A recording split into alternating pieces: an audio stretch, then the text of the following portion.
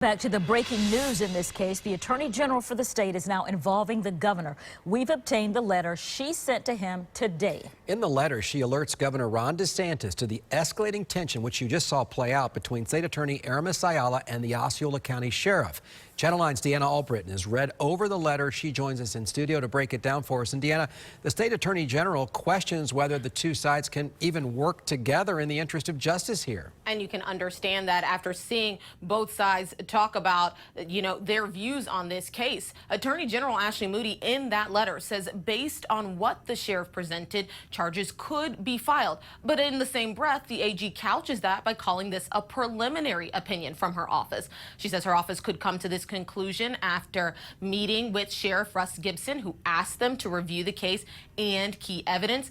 In the letter, she says after seeing that evidence that was presented, they scheduled a meeting with Ayala, who then canceled it this morning. She instead had a news conference, the one you just saw pieces from, laying out her office's side of the story. In Moody's letter, she says that based on that news conference, quote, the dispute between Sheriff Gibson and State Attorney Ayala is now public, personal, and appears to be acrimonious. She goes on to say that such acrimony is not conducive to the administration of fair and effective justice.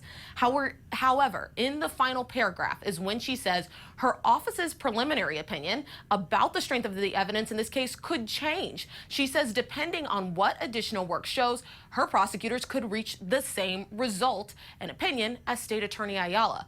This morning, in that press conference, though, Ayala disputed that preliminary opinion from Moody's office. She stated they were based on, quote, misinformation from the sheriff and that he did not include evidence that gave her office pause in bringing those first-degree murder charges in the first place. The AG's office also does not specifically address whether there is sufficient evidence to support a first-degree murder charge. They say there just should be charges in this case, and there are a couple of those against Angel Rivera. We are still trying at this point to get a comment from Sheriff Gibson about all this, and we will update you when we have that. Deanna Albritton, Channel 9 Eyewitness News.